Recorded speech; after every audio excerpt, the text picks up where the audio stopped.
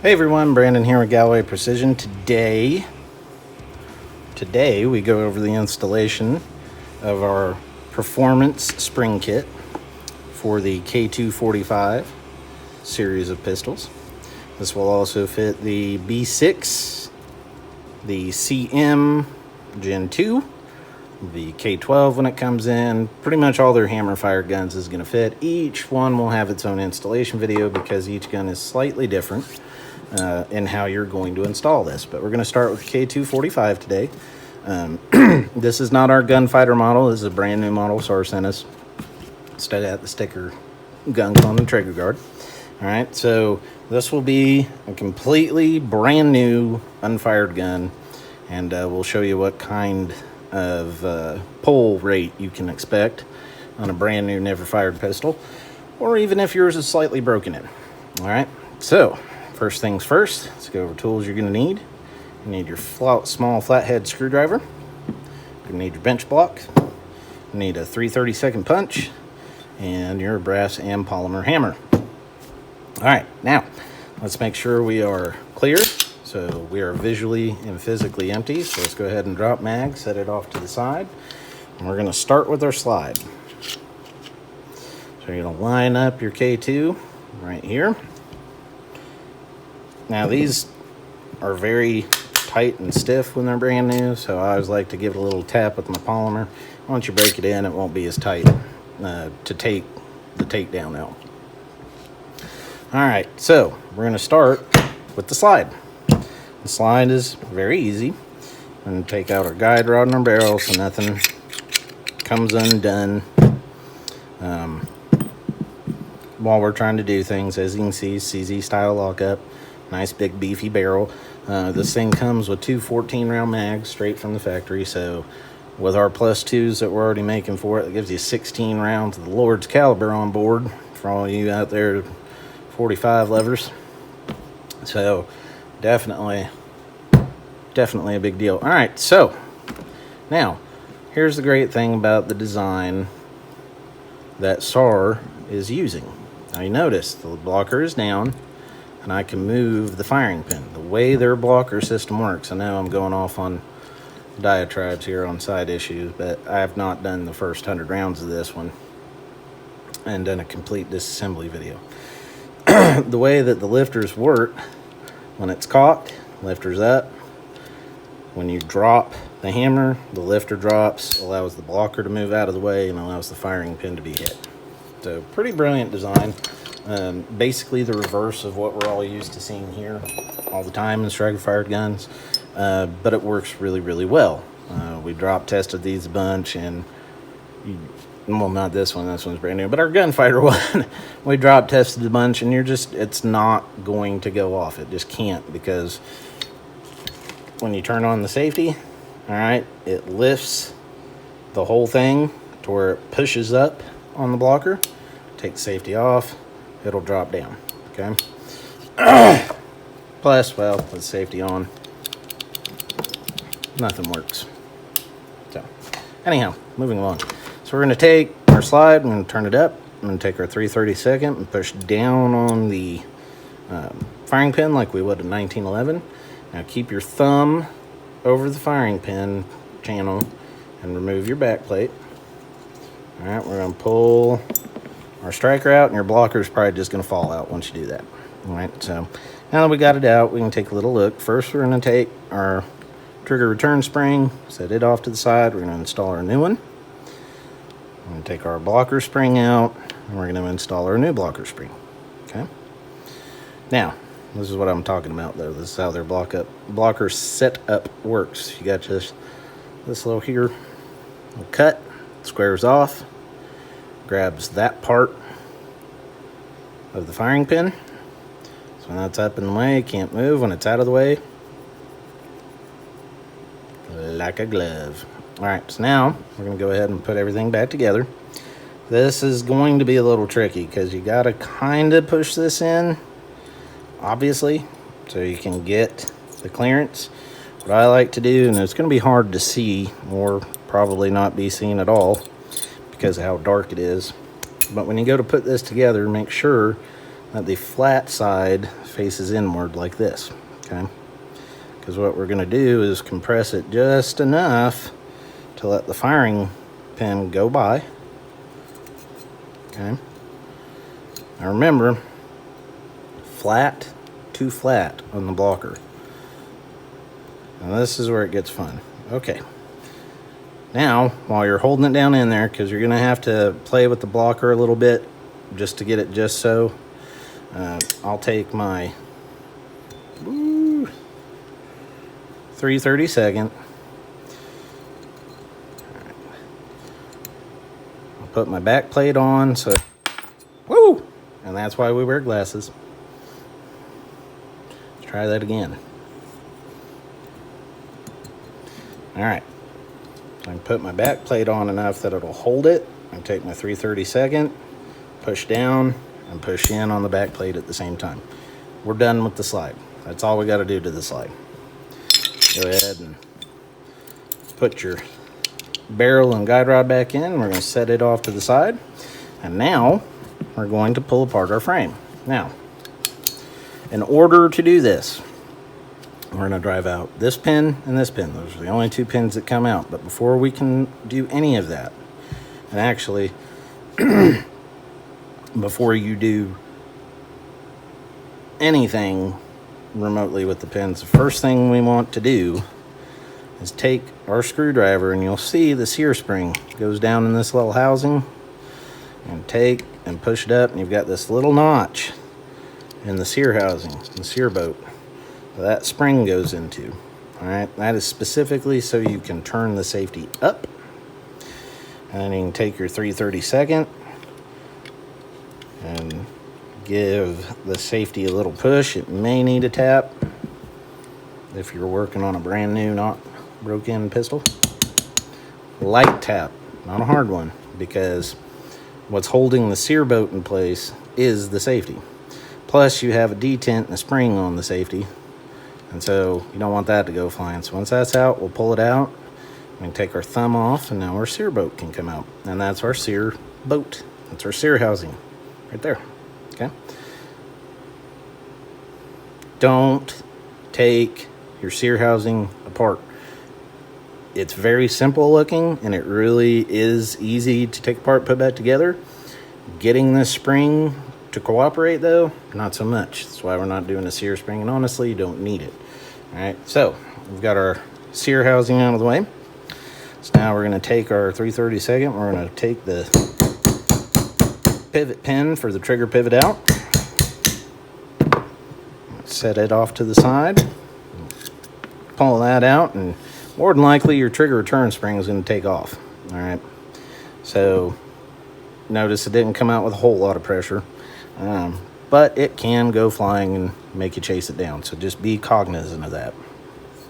All right, so now we're going to take our 3/32. We're going to knock out the hammer pin.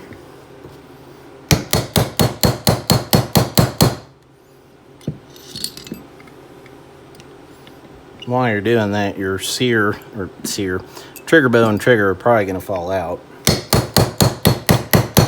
And just set them off to the side for now.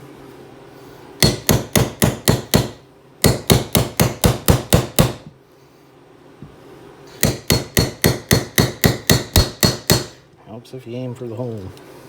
That's what she said. Boom. Now you'll know when you're getting there, because the hammer is going to want to come out. Now you don't have to remove the roll pin all the way. As soon as you feel all the pressure rest on your 3/32, just very gently shift over, because that hammer will take off flying, and that's your hammer spring. Okay, so we're going to take our new hammer spring and install it. Let's take our old springs and set them over here out of the way. All right, now we're going to reinstall our hammer. If you want, I don't do it because mostly you got to really hold everything in place, but you can use your pin punch if you want as a dummy pin. But quite honestly, the easiest thing to do is just kind of line it up, give it a tap. If it doesn't line up completely, you can just like that. Now notice I didn't beat on it. I tapped it until it just had just enough that it could grab the hammer. If I wanted to, I could pull this out. It'd ruin the roll pin, but it's in the hole just enough that it'll hold it in place for us to drive it home.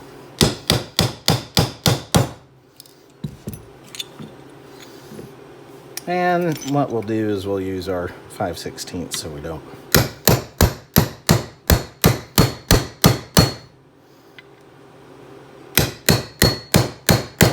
Now once you get it down to about even with the rest of the frame, take your 3/30 seconds and finish driving it home.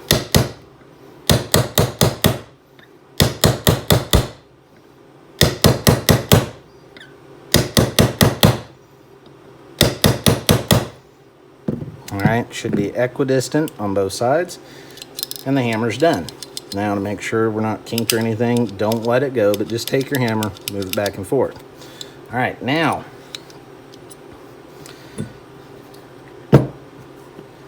this right here, now that you have everything apart, this goes underneath the trigger bow, okay? This is part of the mag release. Now, everybody's going to be sitting here watching this commenting about how much it looks like a CZ. Well, instead of using a screw, they're using this part of the mag release to tension. And honestly, the first thing I did was I had the spring made for that. This spring alone, if you don't want to do this whole kit, or if you don't feel the need for the whole kit, we will be selling it in different setups. It won't just be one whole kit. You'll have a couple of different options. This spring right here pulls almost a pound. It was like 3/4 of a pound, just about, of the pull and double and single action out, just because it compresses easier as the trigger bow moves over it. So what we're going to do, I'm going to take our 3/32 and stick that in there, and you literally just reach down in there and pull it up. And if you can't get a hold of it, you can use some needle nose pliers, which will be back at the beginning in the tools list, because you know how I like to do. Alright, you're going to just pull it straight out like that. The reason you want to keep this in here is it's under spring tension. See your little detent, a little spring right there. And if you just yank up on this thing, it will just rip it right out. Side note, while I have it out, it is ambidextrous. So if you're a southpaw,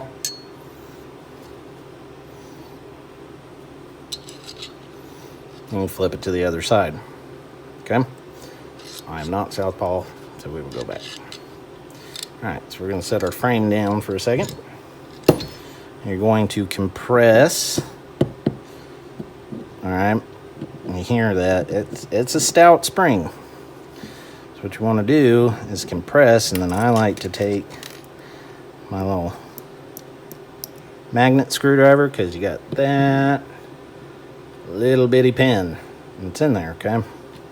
So we're going to remove the stretch spring, set it off to the side, install our new one. And since it's so much easier to compress, because it is a 15% reduction, we can compress it enough to where we can either pull the pin off completely, but if you got fat sausage fingers like me, it can be a little hard. You can either use your magnet, put it back on, or just a small set of needle nose or hemos or something. Alright, so now we're going to put everything back together. So you're going to go back to having the 3/32 in there. Alright, we're going to put our strut in place, and you're going to have to do multiple things at once. You're going to push in and down all at the same time while holding that thing in place. Yeah, sounds like fun, doesn't it? Alright, nope. Try again.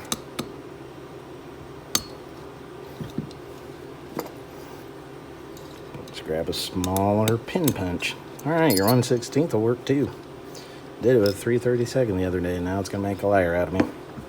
So, we use our 1/16 to 3/32 or anything smaller, and you'll be good to go. Now, See how much easier that moves now? And make sure though that when you put this in here, because this can turn, we don't want it turning, because if it's backwards, it goes into the mag well. Okay, let's make sure that the sloped end is going forward. All right, now we're ready to put our trigger bow back in. You're going to take your disc connector there and lift it up. And go ahead and put our sear boat back in, because it'll make things a little bit easier when we go to reinstall our trigger pivot here. Now some of this will be a little bit off camera because what I'm doing, see if I can't get my body oriented good here. The best way I have found to do this is I stick my chest as far forward as I can, is to press the frame up against your body, get your safety started. This is very hard to do when you can't look at what you're doing. All right, because you got to hold that in place and line it all up. All right, so once it's lined up, you hear it pop in. That's the detent. Push that all the way back in. We're going to take our screwdriver and move our sear spring back into its locked position so that the safety can't fall out. And now comes the part where we move over to the vise. All right, so let's move on over to the vise and we'll see you here. All right, our swing and stop there. Okay, so here we are. Went ahead and took the liberty of just getting the pin started. All right, I'm just putting it in the hole. So what I'm going to do now is we're going to take and we're going to line up our trigger with the pivot pin and just gently tap. All right, we're making contacts. Now we want to make sure we're all lined up. We are not.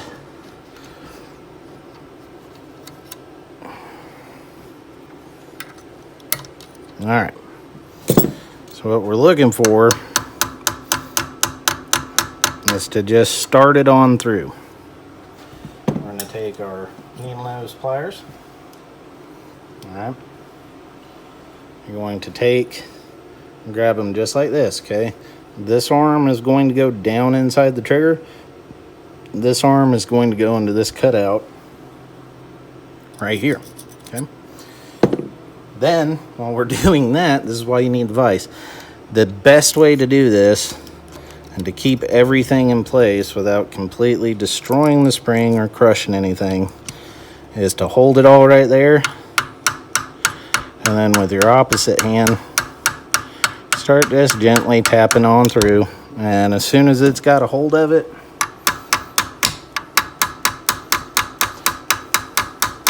and guys, I know I'm using a brass hammer and hitting this. This is a sample pistol.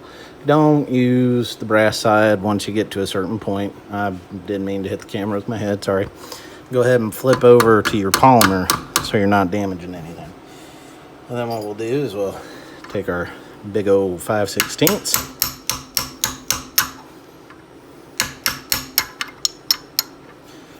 This is much harder to do for the camera than it looks. And stay out of the way.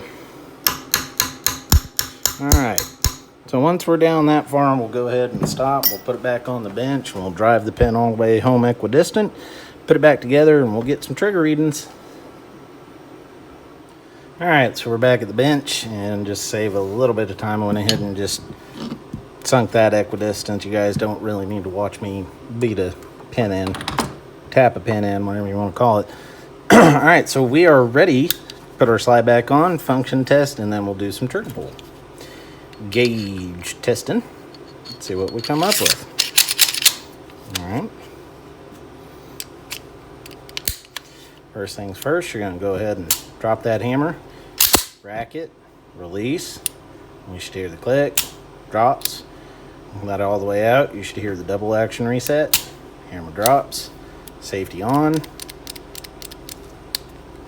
Safety on. All right, we're good. Let's go ahead and chuck it back up in the vise. We'll go grab the tripod and we'll get some trigger readings. All right, we got our trusty Lyman digital pull gauge. We'll do 10 double action pulls and 10 single action pulls and average them each and see what we get. First pull, double action, 6 pounds, 15 ounces. Okay. Straight out of the box, 8-pound double action pull.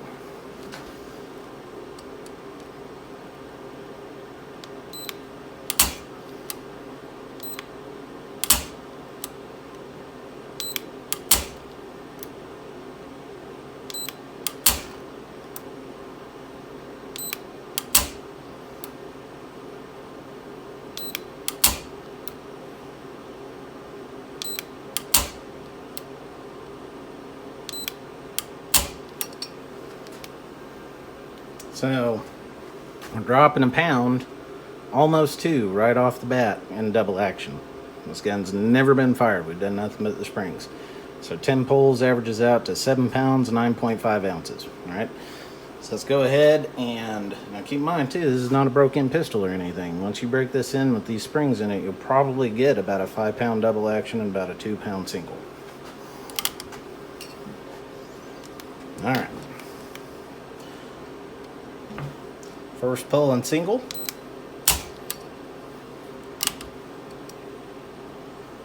I screwed it up, so let's try that again. Because I know it ain't 5 pounds. That's better. 2 pounds, 9.7 ounces.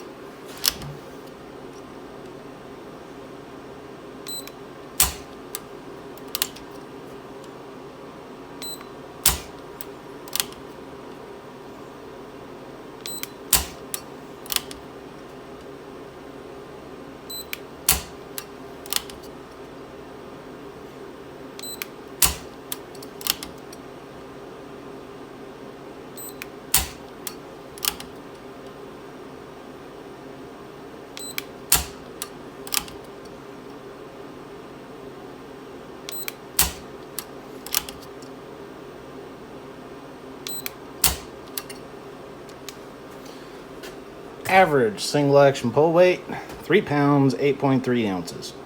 All right, so like I said, once you actually break in your pistol with this spring kit in it, like I said on the gunfighter package, I haven't posted the video yet, but I ran the gunfighter through a little bit this weekend. We did have to go back and put the regular hammer in it because in the gunfighter, I do go in, I work the sear, I work the hammer, and it was just not enough umph. We were getting like a 1.5 pound trigger pull in the single action. It just did not have enough butt to it to set off the primer.